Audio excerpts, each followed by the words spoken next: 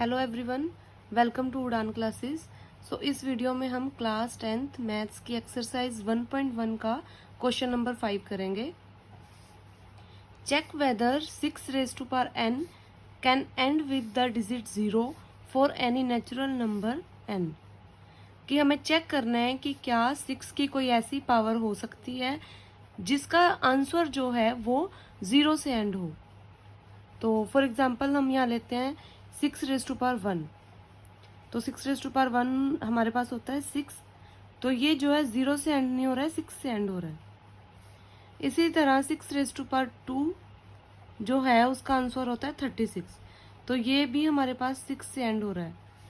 Then 6 raise to power 3 अगर लेते हैं तो उसका आंसर होता है हमारे पास 216 और वो भी 6 से एंड हो रहा है।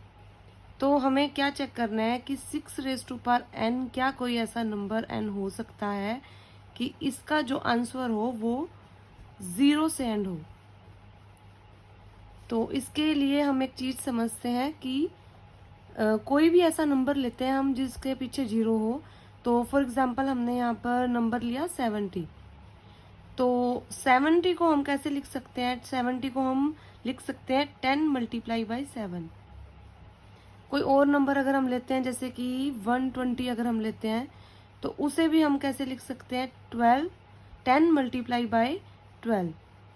तो इट मीन्स जिन नंबर्स के पीछे 0 होती है उन्हें हम 10 के मल्टीपल्स की फॉर्म में लिख सकते हैं। और हम जानते हैं कि 10 जो है वो उसके प्राइम फैक्टर्स होते हैं 2 एंड 5। तो इस तरह से अगर हमें इसे लैंग्वेज के फॉर्म में लिखना हो तो हम क्या लिखेंगे कि 6 raise to power n can end with the digit 0 if 2 and 5 both are its prime factors।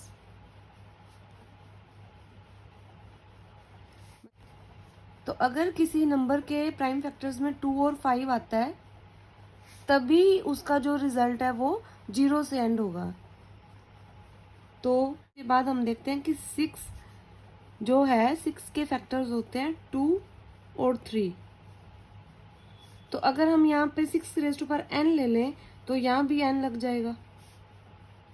और n अगर हम 1 लेते हैं तो उसमें 2 1 टाइम हो गया, 3 1 टाइम हो गया। अगर n को हम 2 लेते हैं तो उसमें 2 भी 2 टाइम्स हो गया, 3 भी 2 टाइम्स हो गया। लेकिन 5 तो फिर भी नहीं आया।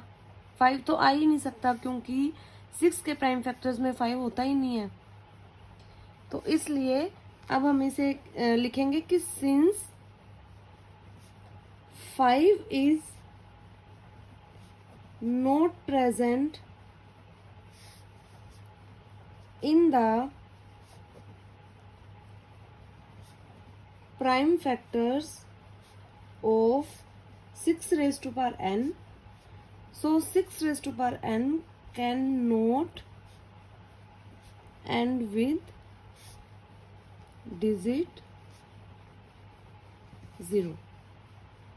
तो इस तरह हमारा ये क्वेश्चन कंप्लीट होता है।